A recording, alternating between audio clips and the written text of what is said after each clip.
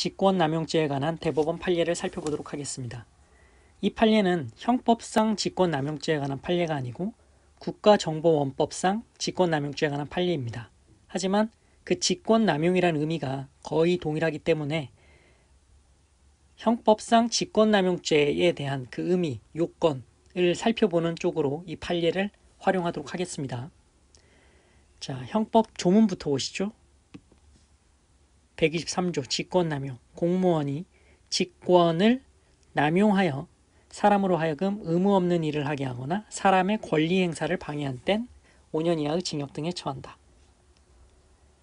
세 가지 요건으로 크게 나뉠 수 있는데, 자, 염두에 두시고 판례를 보시죠. 첫 번째 쟁점은 그냥 넘어가시고 한번 읽어보시고, 그래서 쟁점은 직권남용죄에서 직권남용 및 사람으로 하여금 의무 없는 일을 하게 하는 것의 의미, 공무원이 자신의 직무 권한에 속하는 사항에 관하여 실무 담당자로 하여금 직무 집행을 보조하게 한 행위가 의무 없는 일을 하게 한 때에 해당하는 경우 및 이에 해당하는지 판단하는 기준, 동일한 사안에 관한 일련의 직무 집행 과정에서 단일하고 계속된 범위로 일정 기간 계속하여 저지른 직권남용 행위가 그 상대방이 수인이라 하더라도 포괄일죄가 성립할 수 있는지. 자, 이렇게 쟁점은 이렇다. 그럼 보면 1번은 참고로 살펴보시고, 그래서 직권남용죄는 공무원이 일반적 직무 권한에 속하는 사항에 관하여 직권의 행사에 가탁하여 실질적 구체적으로 위법 부당한 행위를 한 경우에 성립한다. 즉, 형식적 외형적으로는 직무 집행으로 보이나 그 실질은 정당한 권한 이외의 행위를 하는 경우를 의미한다. 여기서 첫 번째, 두 번째 요건이 나옵니다. 공무원이 일반적 직무 권한에 속하는 사항에 관하여, 직권의 의미인 거죠. 그리고 남용의 의미, 실질적 구체적으로 위법 부당한 행위를 한 경우에, 이것만으로 1번, 2번 요건만으로 직권남용죄가 성립하는 것이 아니고 직권을 남용해서 세 번째 요건, 사람으로 하여금 의무 없는 일을 하게 한 때 직권남용죄가 성립합니다. 직권을 남용한 것만으로는 직권남용죄가 되지 않고 직권을 남용하여 1번 플러스 2번, 여기에 더하여 3번, 사람으로 하여금 의무 없는 일을 하게 한 때 직권남용죄가 성립한다라는 점 알아두시고, 그럼 하나씩 따져보죠. 어떠한 직무가 공무원의 일반적 직무 권한에 속하는 사항이라고 하기 위해서는 그에 관한 법령상 근거가 필요하다. 법령상 근거가 필요하다. 하지만 법령상 근거는 반드시 명문의 규정만을 요구하는 것이 아니라 명문의 규정이 없더라도 법령과 제도를 종합적 실질적으로 살펴보아 그것이 해당 공무원의 직무 권한에 속한다고 해석되고 이것이 남용된 경우 상대방으로 하여금 사실상 의무 없는 일을 하게 하거나 권리를 방해하기에 충분한 것이라고 인정되는 경우에는 직권남용죄에서 말하는 일반적 직무 권한에 포함된다. 자, 두 번째 요건, 남용. 남용이란 실질적 구체적으로 위법 부당한 행위를 한 경우인데 어떻게 판단하느냐?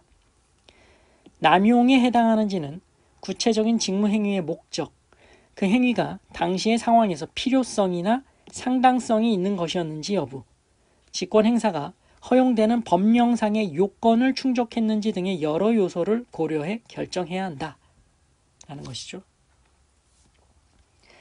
직권을 남용했다.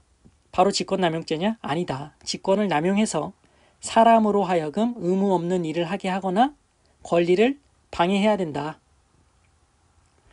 그래서 여기서 쟁점이 되는 것은 법령상 의무 없는 일을 하게 한 때를 의미하는데, 따라서 공무원이 자신의 직무 권한에 속하는 사항이다. 속하는 사항, 직무 권한에 속하는 사항이다. 그래서 실무 담당자로 하여금 그 직무 집행을 보조하는 사실행위를 하도록 하더라도 이는 어차피 자신의 직무 집행으로 기결될 뿐이므로 직무 권한에 속하는 사항이고 의무 없는 일이 아니라는 거죠. 원칙적으로 의무 없는 일을 하게 한 때에 해당한다고 할 수 없다. 이게 원칙이다. 하지만 문제는 그게 아니겠죠. 그러나 직무집행의 기준과 절차가 법령에 구체적으로 명시되어 있고 실무 담당자에게도 직무집행의 기준을 적용하고 절차에 관여할 고유한 권한과 역할이 부여되어 있다면 실무 담당자로 하여금 그러한 기준과 절차를 위반하여 직무집행을 보조하게 한 경우에는 의무 없는 일을 하게 한 때에 해당한다. 직권남용죄가 성립한다라는 거죠. 권한에 속하는 사항에 대해서 보조하는 사실행위를 시켰다. 원칙적으로는 의무 없는 일을 하게 한 때가 아니라는 건데, 하지만 그 보조하는 행위라도 법령에 그 기준과 절차가 명시되어 있고 그 실무 담당자, 보조하는 자에게도 고유한 권한과 역할이 부여되어 있는데도 그런 기준과 절차를 위반해서 보조하게 했다면 의무 없는 일을 하게 한 때 해당한다. 즉 직권남용죄가 성립한다라는 것이죠.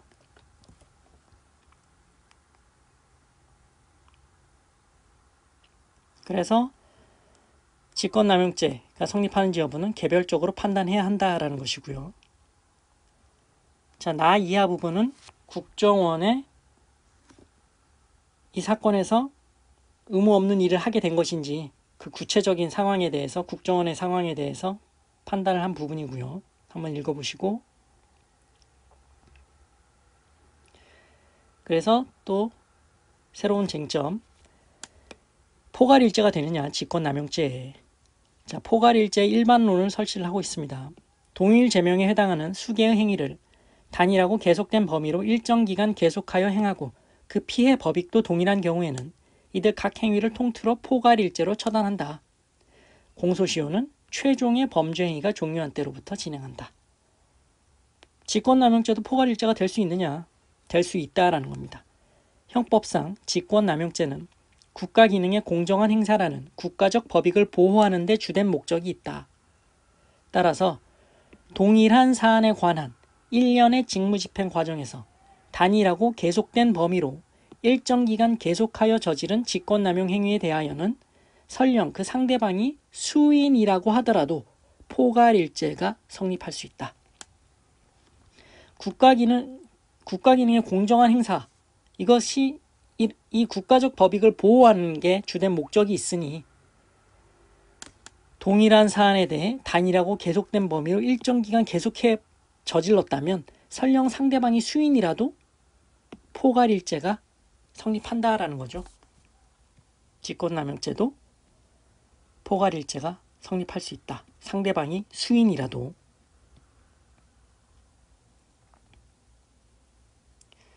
그래서 구체적인 사안 부분은 한번 읽어보시고요.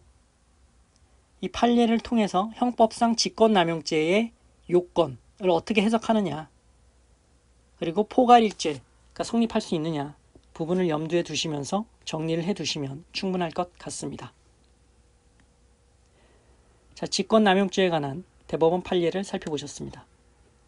고생하셨습니다.